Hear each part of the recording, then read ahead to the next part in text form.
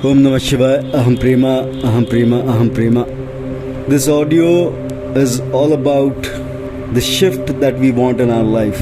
We all are nothing but vibrational frequencies that everybody proclaims in this age and time. Everything that is there has a certain frequency to it, vibrating frequency. Even inanimate things have a certain amount of dense vibrational frequency. Living organisms have higher vibrational frequencies.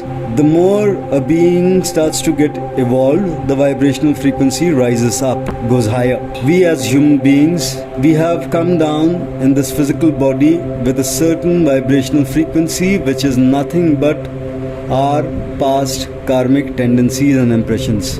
Our past karmic tendencies and impression is what gives us that vibrational frequency.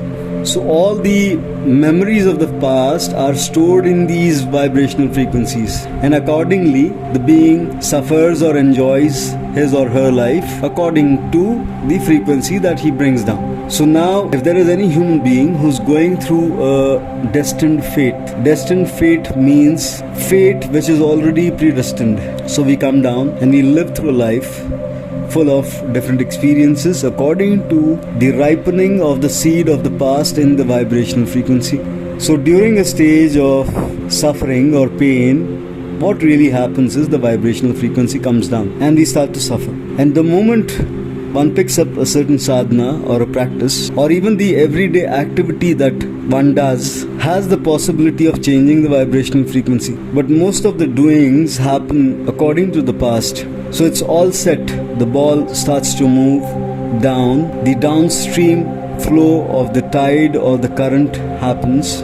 And then when the suffering is a little too much, that's the time some come to a realization that they have to break out of it, break out of this rut of suffering, of pain, of the cycle. And the tears of sorrow does something to one's destiny or fate. It brings in a divine interruption of some kind, and automatically spirituality becomes a part of his or her life. Some spiritual practice is given to him at that particular point in time when the suffering is a little too much to bear. Some are fortunate enough to find it at the right time without any suffering because they have some seeds of the past sadhana karma with them. Now, when somebody is suffering and one gets this sadhana karma, one needs to practice it on a regular basis. In the moment there is honest effort, the being comes to a boil. The being comes to a boil as the practice or the sadhana ripens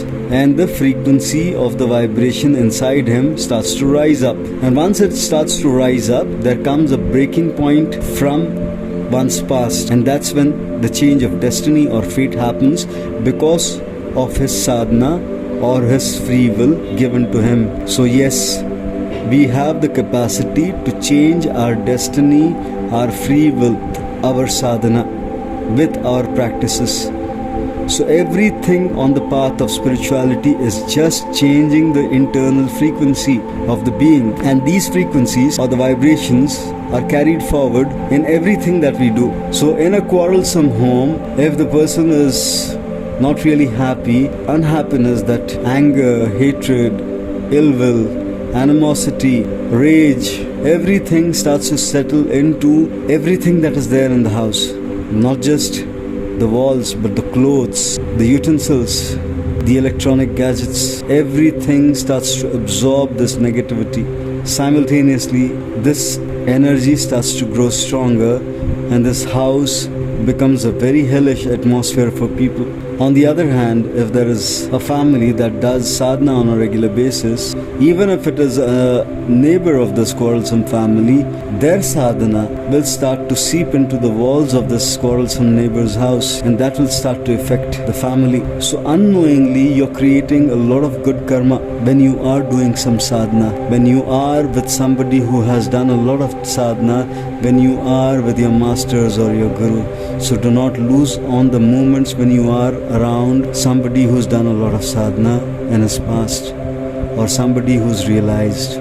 That person, that being becomes the most important thing. If you are fortunate enough to know somebody like that, you don't go to his place and you don't start to mingle around with other people and waste your precious moment by staying with the person. At times, the karmic wall is not just a wall, it is a mountain there. And most of the people, 99% of the humans, carry mountain loads of karma on them. So don't be in a haste to give up on your sadhana, to give up on your practices. Just do it. Just do it. You have experienced grace. You have experienced certain things. You have experienced Shakti. You have experienced the vibrations in your palms and your body. This is more than enough for somebody to acknowledge that divine. So stay in faith and stay in your sadhana. It's very important that we practice our sadhana with faith, with great amount of love. Just keep doing your sadhana, just keep practicing your kriyas, just meditate, remain in the bhava of aham prema, and see how life changes for you. Lots of love to every single one. Om Namah Shivaya. Aham Prema, Aham Prema, Aham Prema.